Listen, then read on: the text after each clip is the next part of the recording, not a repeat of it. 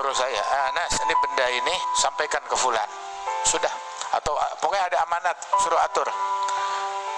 Pergi di Sayyidina Anas. Saat pergi, dia ngelihat di tengah jalan teman-temannya lagi main. Dia ikut main sama mereka, namanya anak kecil 10 tahun. Ikut main sama mereka sampai lupa waktu. Oh, Rasulullah di rumah nungguin, mana Anas, mana Anas, mana Anas.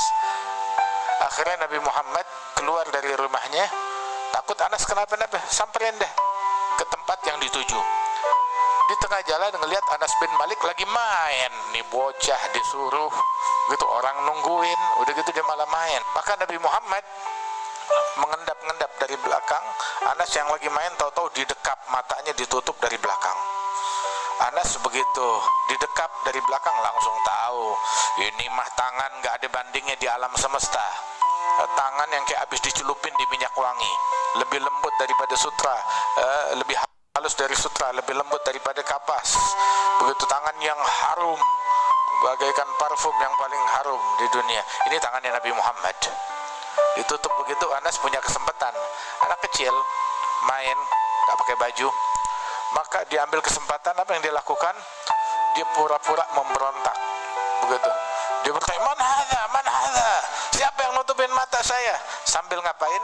Sambil dia tempelkan tuh bagian belakang tubuhnya ke perutnya Nabi Muhammad. Kapan lagi bisa memeluk Rasulullah, atau bukan memeluk, dipeluk oleh Rasulullah? Kapan lagi bisa nempelin badan ke tubuhnya Nabi Muhammad, ditempelkan tubuhnya ke tubuhnya Nabi Muhammad, berkah. Sampai akhirnya begitu dibuka matanya, dia lihat Rasulullah sallallahu alaihi wasallam tersenyum. Nabi Muhammad enggak marah. Anas, "Na'am ya Rasulullah, hajat yang saya suruh sudah atau belum?" Nabi cuma nanya gitu doang. Bilang, "Al-an af'alu ya Rasul." Sekarang saya kerjain ya Rasulullah. Kabur lari. Terus Anas nengok ke belakang, pikir Nabi cemberut gitu. Nengok ke belakang, Nabi nggak cemberut, malah tersenyum, tertawa. Kalau kita cemberut, kalau Nabi nggak ada cemberutnya, sallallahu alaihi wasallam. Begitu, nggak ada marahnya. 10 tahun nggak pernah komplain. Nah kita sekarang kadang tuh baru kenal orang, sehari udah komplain mulu, ngeritik mulu, komplain. Nih, ambil satu pelajaran, ambil satu hikmah dari majelis ini. Man katsura itabuh galla ashabuh. Man katsura itabuh gallat ashabuh. Orang kalau banyak komplain, banyak protes, sedikit teman. Apa aja dikomplain, akhirnya nggak punya teman.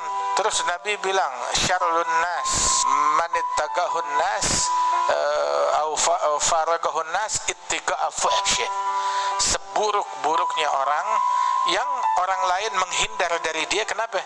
Nggak kuat sama mulutnya, nggak kuat sama mulutnya. Mulutnya kagak enak. Baik, cuma mulutnya nggak enak. Bagus dong orang baik, walaupun mulut nggak enak, nggak sempurna. Ada lagi nih, dengerin nih, lu nggak usah bela diri deh. Ada satu orang bilang, "Ya Rasulullah, ada fulana tiap hari puasa." Bukan kayak kita, tiap malam tahajud, bangun malam, semalam suntuk, malam apa namanya tahajud, siang puasa, tiap hari kayak begitu. Walakinnaha tu'zi jaraha bilisaniha. Cuma namun dia mengganggu tetangganya, lingkungannya dengan mulutnya. Maka Nabi bilang, la khaira fiha hiya finnar. Enggak ada baiknya. Lo sholatnya enggak baik emang? Sholatnya baik, puasanya baik, cuma enggak ngebekas, enggak ngaruh. Bilang ini orang enggak ada baiknya padanya. Hiya finnar. Dengan kelakuan kayak begini dia bakalan di neraka, walaupun sholatnya banyak, walaupun puasanya banyak. Waliyadzubillah min dzalik. Nah itu jaga mulut, jaga lisan. Terus juga jangan banyak komplain, jangan banyak ngeluh, banyak bersyukur kepada Allah Subhanahu wa taala. Kadang kita mencela, komplain sama orang lain yang kita sendiri juga punya aib yang sama, punya hal yang sama. Dalam syair, la tanha an khuluqin fatati mithlahu arun alaika idza fa'alta azimu. Jangan kamu komplain dari suatu perangai, tetapi kamu sendiri ngerjain perangai tersebut. Ini hal yang memalukan, hal yang aib. Tamurunan nasa bil birri wa tansawna anfusakum. Kita hidup di dunia, orang nggak ada yang sempurna. Kalau seandainya nggak ada sangkut pautnya sama syariat, sama ini, ya khalas, bismillah.